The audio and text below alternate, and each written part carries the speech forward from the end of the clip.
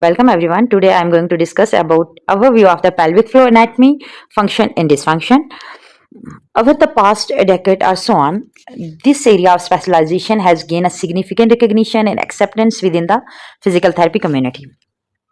In 2010, the American Physical Therapy Association, APTA, formally acknowledged the specialty area of women health during a combined session meeting where 60 newly certified women health clinic specialists WCS were celebrated for their accomplishment. This recognition has paved the way for more advanced and in-depth study in anatomy, including internal muscle assessment, physiology, evaluation, and treatment for therapists specializing in this field. Now let's delve into a pelvic floor musculature. It consists of three layers arranged in a funnel shape orientation with bony attachment to the pubic and coccyx. The prime mover of the pelvic floor is levator ani, which together with the coccygeus. These muscle form a pelvic diaphragm. You can see in this diagram, this is a levator ani and the coccygeus muscle. They both have form the pelvic diaphragm. Surrounding these, we have a superficial transfer perineal muscle, ischial cavernous and the bulbocavernous, and external anal sphincter are the superficial transfer perineal muscles. Both sides of the pelvic floor contribute fiber to the perineal body found superficially between the vagina and the rectum. The structure and the action of the muscle, each layer are given in this box. Now let's move to this table. Now the pelvic floor anatomy from superficial to deep. The muscle layer, superficial outlet. The superficial layer, the structure which are found in the superficial layer are number one is ischial cavernous, bulbocavernous, superficial transfer perineal, and external anal sphincter. The ischial cavernous cause clitoral erection, and bulbocavernous cause drawing in of the introitus clitoral erection, and the superficial transfer perineal muscle fix the perineal body, and the external anal sphincter close the anus. Next one is the urogenital diaphragm or perineal membrane. Number one is the deep transfer perineal compressor urethra.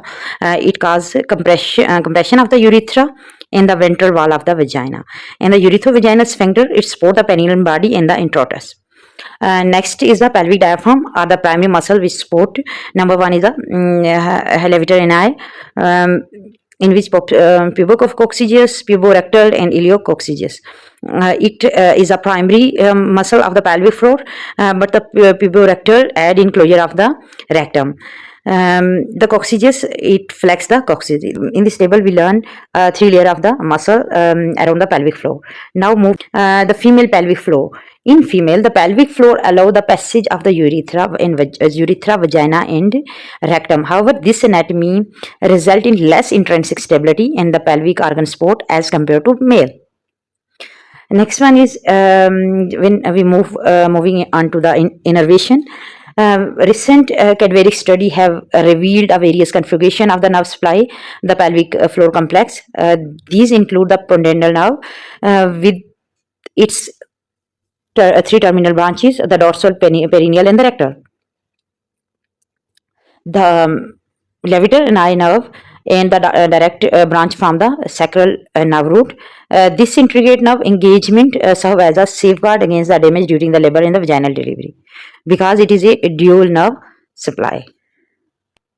Next one is the function. The pelvic floor musculature play a several essential role, including number one is provide support for the pelvic organ and its content. Number two, withstand increase in intra-abdominal pressure.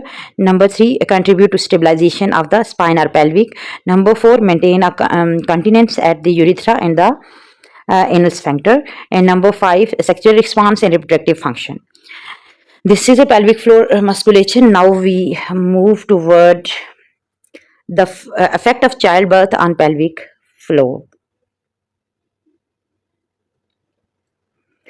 This topic we explore the neurological and muscular changes that occur during labor and vaginal delivery and how they impact in the pelvic floor complex. So, during the birth processes, when we talk about the neurological compromise, during the birth process, the pudendal and the levator and eye nerve undergo significant stress and compression by a baby head. Baby head travel through the birth canal. This stretching can reach up to 20% of the total length of the nerve, and it most intense during the pushing phase of the labor and through the completion of the vaginal delivery. Next one is the muscular impairment. Additionally, extreme stretching of the pelvic floor tissue is inherent in the process of labor and vaginal delivery. Recent research stimulation have shed light on these impairment, indicating the muscle injury during the vaginal birth can diminish the maximal closure pressure of the pelvic floor complex. This make the muscle complex more vulnerable to increase intra-abdominal pressure and changes force transmission to the distal vagina, possibly leading to prolapse. Furthermore, the musculature of the pelvic floor may experience tearing, incision during the birth process, or additional soft tissue trauma can occur as a result of forceps use or necessitating suturing through the musculature or into the vaginal vault. Next one is the episiotomy is an incision made in the perineal body. It is automatically considered as a second degree laceration according to the following classification of perineal laceration. There are four type of laceration. Number one is the first degree, only skin involved. Number two is second degree, including it include the underlying superficial muscle layer. And number three is a third degree. It extend to the anal sphincter. And number four degree, it tear through the sphincter and into the rectum. Possibly into the deep muscle layer of the pelvic floor. Although episiotomy is it occurring 33% to 45% of the vaginal delivery, there is no strong medical evidence supporting its use. In fact, the outcome with episiotomy can sometimes be worsened, leading to pain with intercourse and extension of the episiotomy into sphincter or the rectum.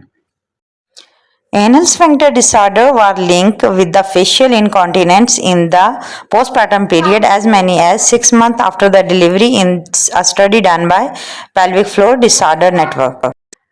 The research has shown that the episiotomy is closer associated with the forceps-assisted delivery and risk of anal sphincter tear increase when the epidural anesthesia, forceps, and the episiotomy are all utilized during the labor and the delivery. Pregnant women often have a question about labor and episiotomy, and clinicians play a vital role in providing education support as they explore their option with their physician. On a positive note, there has been an interesting fact on the evidence through randomized control trial involving 459 Canadian women during first pregnancy. The study found a significant protective effect against third and fourth degree tear or extension following episiotomy. In women who participate in strenuous exercises 3 or more times per week.